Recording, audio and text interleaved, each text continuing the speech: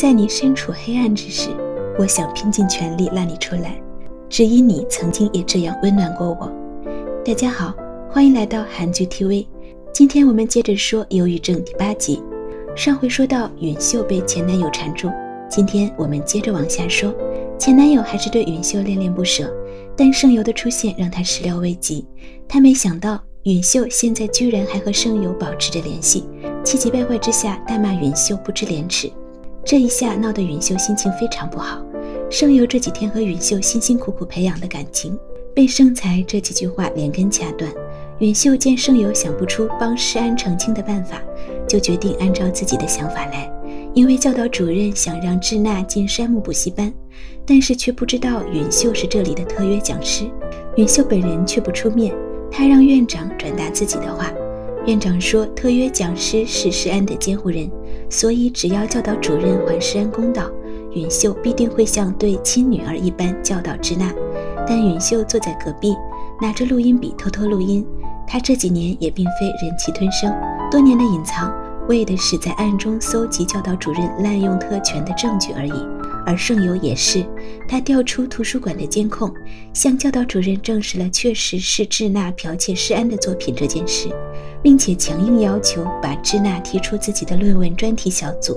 教导主任在利诱和证据下只好同意了盛由的处罚，但是背地里却套施安的话，知道了这个特约讲师是女性后，他就试图离间施安和讲师的感情。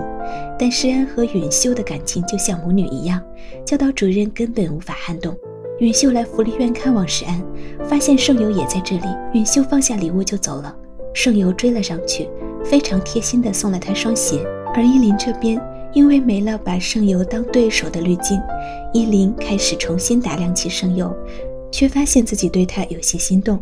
盛由也知道当初是依林拍的机场照，他试图套出幕后主谋，却被喜欢依林的张奎荣打断。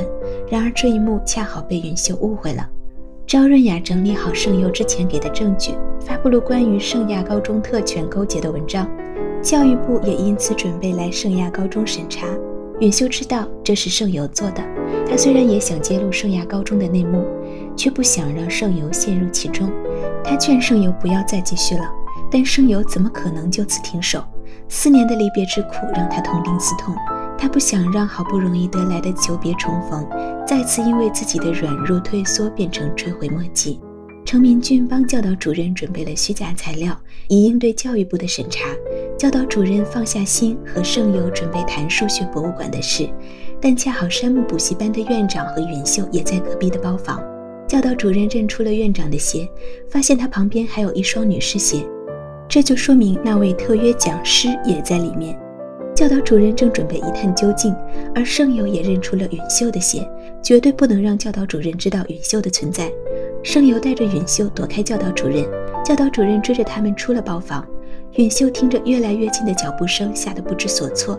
盛由一把抱住允秀，试图借此蒙混过关。盛由和允秀能否躲开教导主任，而教育部能否查出圣亚高中滥用特权？关注我，带你下期揭晓。